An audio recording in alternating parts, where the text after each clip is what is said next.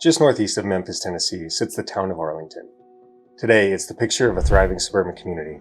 New neighborhoods, strong schools, and a steady stream of families moving in from across the region. But not long ago, Arlington was a modest, rural town. For most of its existence, it sat quietly at the edge of Shelby County, close enough to Memphis to benefit from big city jobs, buyers, and infrastructure, and far enough away to stay largely unchanged for decades while continuing to maintain that Tennessee charm the state is famous for. Leading up to the early 2000s, Arlington, without meaning to, had created all the conditions it needed to grow. With its proximity to a major metro, Arlington sits just 30 miles from downtown Memphis, open land, and a tight-knit, charming community with a strong identity. It's no wonder that when word got out about Arlington, growth happened fast. Between 2000 and 2010, Arlington's population surged more than 300% in a single decade. Entire neighborhoods popped up, and the city invested in projects like the Arlington Sports Complex, expanding their parks network, and building a school district that would eventually earn the state's highest academic rating, creating an even stronger sense of community that attracted even more likely residents. Today, Arlington is home to more than 15,000 residents, and it's still growing. From the outside, that kind of growth looks like success, and in many ways it is. But every new neighborhood built wasn't just an achievement, it was a maintenance contract signed in perpetuity. And for a bedroom community, those contracts have a way of adding up faster than the budget can keep pace. Before we dive in, make sure you like this video and subscribe to our channel for more. To understand the challenge more deeply, we need to discuss everyone's favorite topic: taxes. Love them or hate them, unless you live in a private community, taxes pay for the construction and maintenance of roads, water and sewer systems, and so many more utilities that we use every day. The budget for all that comes from essentially two places: residential property taxes and commercial taxes. And those two sources are not created equal. A commercial property, a retail center, a medical campus, or an office park, for example, can generate 2 to 3 times the property tax revenue of a residential home. Businesses also pay sales tax, licensing fees, utility taxes, employment taxes, and their employees pay taxes as well. Commercial development adds to a city's revenue by diversifying and strengthening the financial channels that make large infrastructure obligations more manageable. Arlington has some of this. A global medical device manufacturer is headquartered here. There's a medical campus, a modest industrial area, and a handful of other employers. It's not nothing. But the growth that tripled Arlington's population happened almost entirely in housing. In their 2024-2025 budget, property and local taxes accounted for just over 80% of the city's revenue. The labor force largely commutes to nearby Memphis for work, but they come home to the subdivisions, the parks, the sports complex, all of which make Arlington a nicer place to live, but don't necessarily make the local government flush with cash. And the thing is, the residents probably like it that way. Affluent areas may host wealthy residents. Arlington's household income is $135,000, well above Tennessee's median of around $70,000. But that doesn't mean the local government is receiving the funds they need to provide the services that the residents demand. So that smaller commercial tax base means Arlington is maintaining the road network on a limited revenue structure. That imbalance is not unique. Across the country, desirable residential communities face the same equation: high expectations, limited commercial revenue, and an infrastructure obligation that expands every time a new subdivision goes in. Whether it's suburban Tennessee, the Colorado Front Range, or the outskirts of Phoenix, the math works the same way. Bedroom communities are excellent places to live, but some of the features that make them so desirable also create financial challenges that put pressure on the Public Works team. Terry Perkins, Arlington's Public Works Director, knows this better than most. When he started, he inherited 96 miles of road. That number grows every time a new subdivision goes in. I'm trying to make the best use of the tax dollars, and it's tough. What makes it tough is everyone's second favorite subject: math. A full mill and overlay on just 1 mile of residential road runs well over $1 million in today's market. Arlington knows this all too well. They repaved this stretch of road recently, and the project cost over $1 million. And Arlington has 96 miles of roads.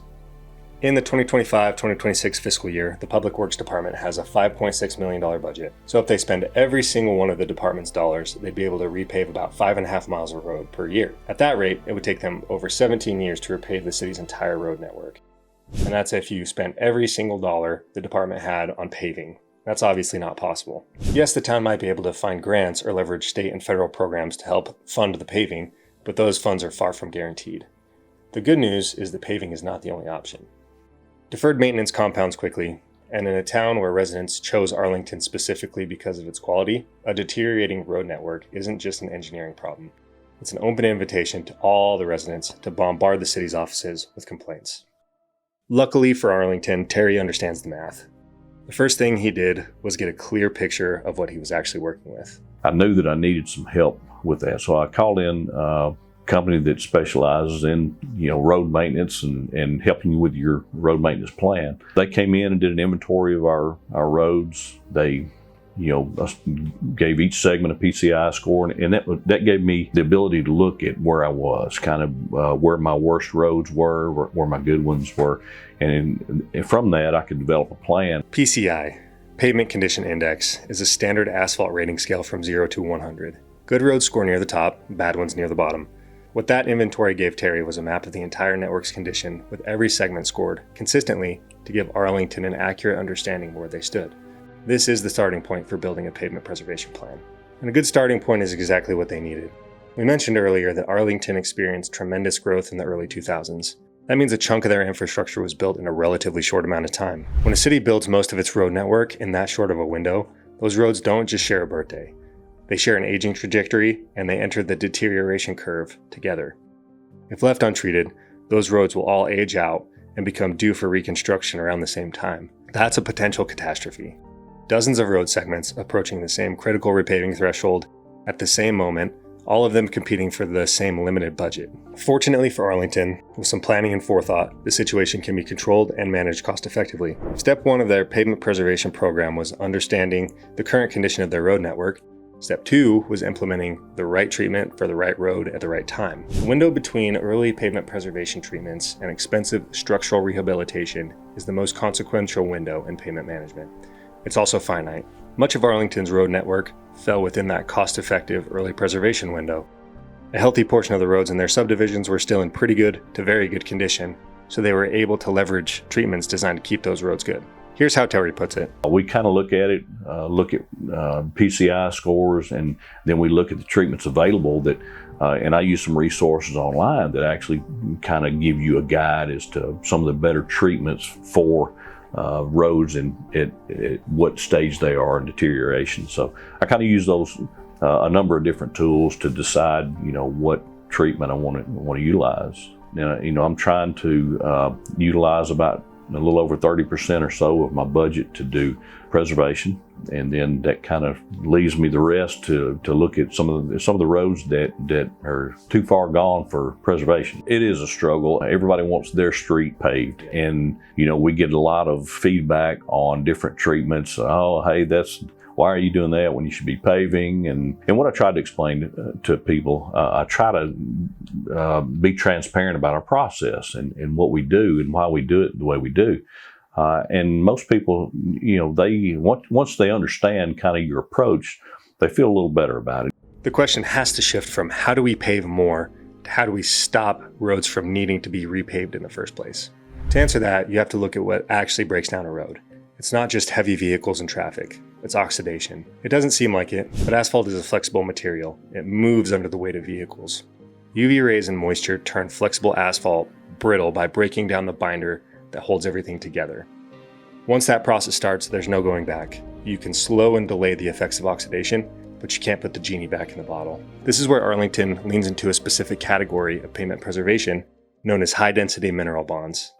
A high-density mineral bond is a substantive surface treatment that leverages a non-ionic emulsion. It creates a barrier that locks out the elements and has been shown to slow the effects of oxidation by up to 67%.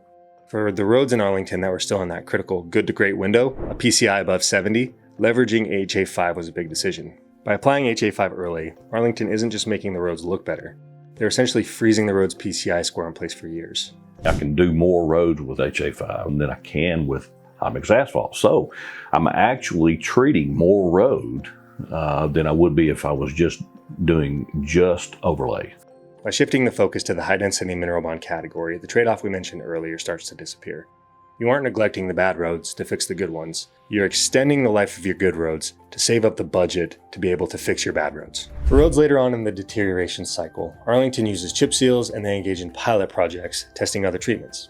Each treatment has a clear purpose. The goal isn't to make roads look new again. It's to extend their useful life. That last point matters. Pavement preservation has a PR problem that engineering alone can't solve. Residents don't see PCI scores in preservation treatments.